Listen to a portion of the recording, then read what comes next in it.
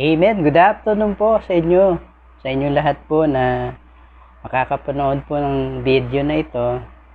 Nais ko pong mag-share ng isang luma pero magandang awit na pwede pong makapagbigay po sa atin ng challenge sa atin pong pamumuhay at pananalig sa ating Panginoon.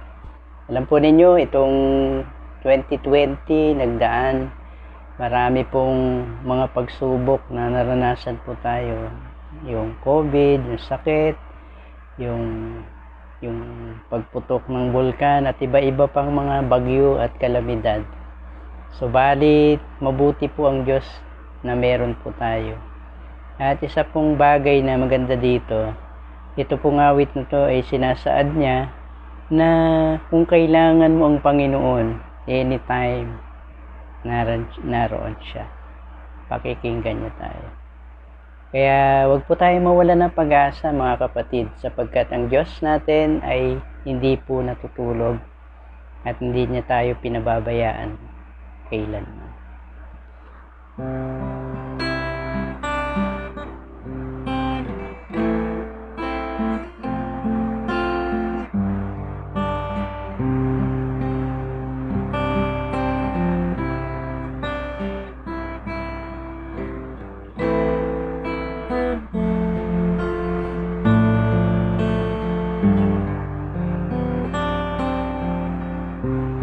Kahit pilitin ko, puso ko'y maging matibay. Ang kabiguan ay dumarating sa aking buhay. Kung ako'y naroon na, saan pupunta? Ang aking gagawin ay tawagan ko siya, si Jesus. Kung kailan kailangan siya, palaging naroon at karamay siya, si Jesus. Kapag hindi ko na makaya, sa Kanya lang ako aasa.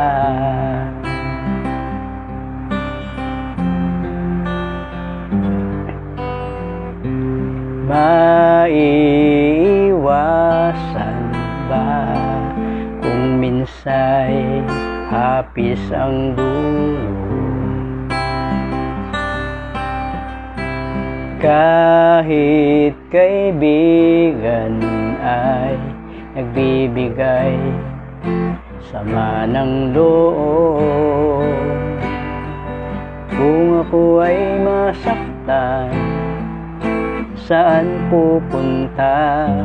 Ang aking gagawin ay tawagan ko siya, si Jesus. Kung kailan kailangan siya, palaging naroon at karamay siya, si Jesus.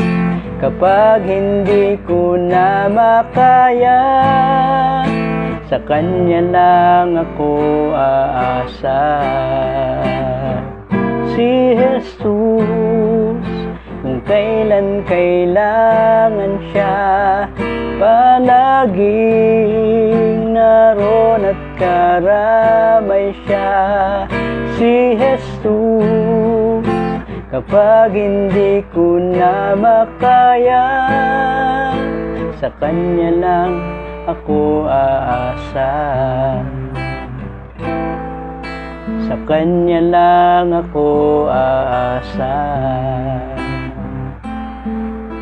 Sa Kanya lang ako aasa.